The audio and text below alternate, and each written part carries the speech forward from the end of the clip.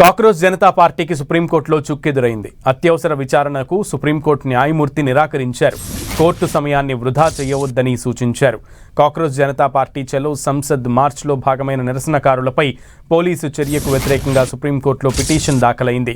అయితే విచారణ సందర్భంగా కోర్టు సమయాన్ని వృధా చేయొద్దని, అలాగే పిటిషనర్ కూడా తన సమయాన్ని వృధా చేసుకోవద్దని ప్రధాన న్యాయమూర్తి జస్టిస్ సూర్యకాంత్ తెలిపారు. నిరసనకారులపై పోలీసుల చర్యకు సంబంధించిన వీడియోల గురించి పిటిషనర్ తరపు న్యాయవాది ప్రస్తావించగా, ఇప్పుడు వీడియోలు చూసేంత సమయం లేదని సీజేఐ వ్యాఖ్యానించారు. ఈ పిటిషన్ అత్యవసర విచారణకు ఢిల్లీ హైకోర్టు కూడా నిరాకరించింది. ఈ అంశంలోకి తమను లాగొద్దని వ్యాఖ్యానించింది. దాంతో ఈ వ్యవహారం సుప్రీంకోర్టుకు చేరగా ఇప్పుడు సుప్రీంకోర్టు కూడా అత్యవసర విచారణకు నిరాకరించింది.